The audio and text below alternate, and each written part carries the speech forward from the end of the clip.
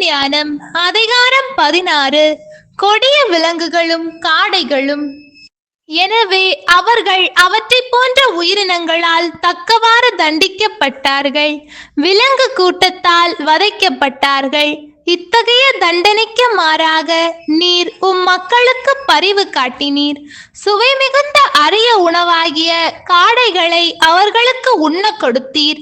இவ்வாறு அவர்களது ஆவலை தணித்தீர். எகிப்தியர்கள் உணவு அருந்த விரும்பிய போதிலும் அவர்கள் மீது ஏவப்பட்ட அருவருக்கத்தக்க விலங்குகளால் உணவின் மேல் அவர்களுக்கு இருந்த நாட்டமே அற்று போயிற்று. மக்களோ சிறிது காலம் வறுமையில் வாடிய பின் அருஞ்சுவை உணவை உண்டார்கள். ஏனெனில் கொடுமை செய்தவர்கள் கடுமையான பற்றாக்குறைக்கு ஆளாக வேண்டியிருந்தது. மக்களுக்கோ அவர்களுடைய பகைவர்கள் எவ்வாறு அல்லல் படுகிறார்கள் என்று மட்டும் காட்ட வேண்டி இருந்தது. வெட்டு கிளிகளும் வெண்கல பாம்புகளும்.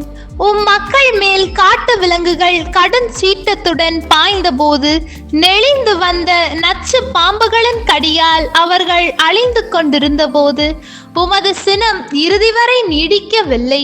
எச்சரிக்கப்பட வேண்டி சிறிது காலம் அவர்கள் துன்பத்திற்கு உள்ளானார்கள். உமது திருச்சட்டத்தின் கட்டளையை நினைவூட்ட மீட்பின் அடையாளம் ஒன்று அவர்களுக்கு கொடுக்கப்பட்டது. அப்போது அதை நோக்கி திரும்பியோர் தாங்கள் பார்த்த பொருளால் அன்று அனைவருக்கும் மீட்பரான உம்மாலேயே மீட்பு பெற்றார்கள். இதனால் எல்லா தீமைகளிலிருந்தும் விடுவிப்பவர் நீரே என்று எங்கள் பகைவர்களை நம்ப செய்தீர். ஏனெனில் அவர்கள் வெட்டுக்கிளிகளாலும் ஈக்களாலும் கடியுண்டு மாண்டார்கள். அவர்கள் உயிரை காப்பதற்கு மருந்து எதுவும் காணப்படவில்லை. அவர்கள் இத்தகையவற்றால் தண்டிக்கப்படத்தக்கவர்கள். ஆனால் நச்சு பாம்புகளின் பற்களால் கூட மக்களை வீழ்த்த முடியவில்லை. உமது இரக்கம் அவர்களுக்கு துணை நின்று நலம் அளித்தது.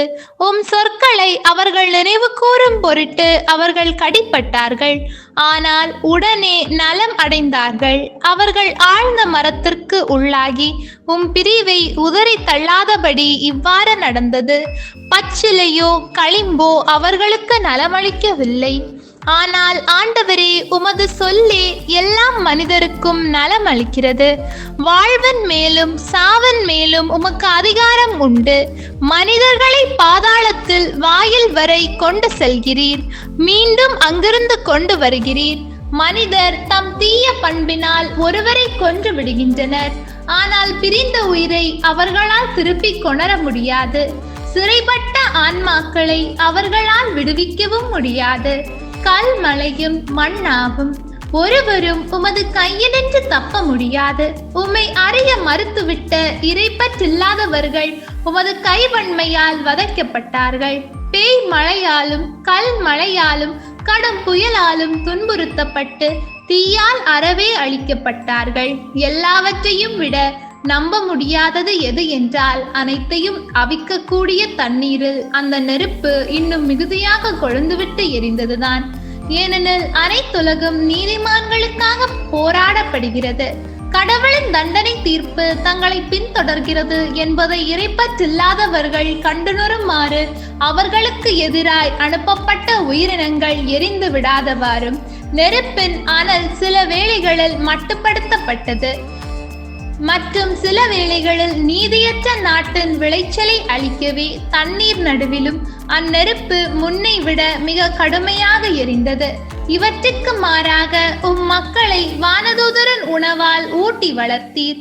எல்லா இனிமையும் பல் சுவையும் கொண்ட உணவை, அவர்களது உழைப்பு இல்லாமலேயே படைக்கப்பட்ட உணவை வானத்திலிருந்து அவர்களுக்கு அளித்தீர்.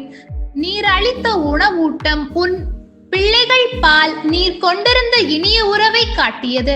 ஏனெனில் அந்த உணவு உண்போரின் சுவை உணர்விற்கு ஏற்றவாறு மாறி அவரவர் விரும்பிய சுவை தந்தது. கல்மலையில் கணன்றெறிந்து கடும் மலையில் சுடர்விட்ட நெருப்பே பகைவர்களுடைய விளைச்சலை அளித்தது என்று அவர்கள் அறிந்து கொள்ளுமாறு பனியும் பனிக்கட்டியும் உருகிடாமல் நெருப்பின் அனலை தாங்கின. ஆனால் அதே நெருப்பு நீதிமான்கள் ஊட்டம் பெறும்படி தனது இயல்பான ஆற்றலை மீண்டும் மறந்துவிட்டது. படைத்தவரான உமக்கு ஊழியம் புரிகின்ற படைப்பு நெறிக்கட்டோரை தண்டிக்க முனைந்து நிற்கிறது. உம்மை நம்பினோரின் நலனை முன்னிட்டு அது பரிவோடு தணிந்து போகிறது. எனவே அந்நேரத்திலேயே படைப்பு எல்லா வகையிலும் தன்னை மாற்றி அமைத்துக் கொண்டது. தேவைப்பட்டவர்களின் விருப்பத்திற்கு ஏற்ப எல்லாரையும் பேணி காக்கும் உமது வல்லன்மைக்கு பணிந்தது. ஆண்டவரே, மனிதரை பேணி காப்பது நிலத்தின் விளைச்சல் அல்ல, மாறாக உமது சொல்லே உம்மை நம்பினோரை காப்பாற்றுகிறது என நீர் அன்பு கூறும் மக்கள் இதனால் அறிந்து கொள்வார்கள். நெருப்பினால் எரிபடாதது காலை கதிரவனின் ஒளி கீற்றாலேயே வெப்பம் அடைந்து எளிதில் உருகிற்று. கதிரவன் எழும் முன்பே மக்கள் எழுந்து உமக்கு நன்றி கூறவும் வைகறை வேளையில் உம்மை நோக்கி மன்றாடவும் வேண்டும் என்று இதனால் உணர்த்தப்பட்டது.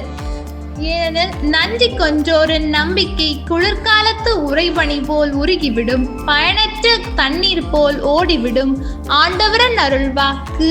இறைவா உமக்கு நன்றி. ஹோலி பைபிள் தமிழ் சேனலில் திங்கள் முதல் வெள்ளி வரை காலை 5 மணிக்கு திருவிவிலியத்தின் ஒரு அதிகாரமானது பதிவேற்றம் செய்யப்படும். நம் அன்பு கடவுளின் ஆசியும் அருளும் இன்னும் பலருக்கு கிடைக்கப்பெற ஹோலி பைபிள் தமிழ் சேனலை சப்ஸ்கிரைப் செய்துவிட்டு உங்கள் உறவினர் மற்றும் நண்பர்களுடன் ஷேர் செய்யவும். நன்றி.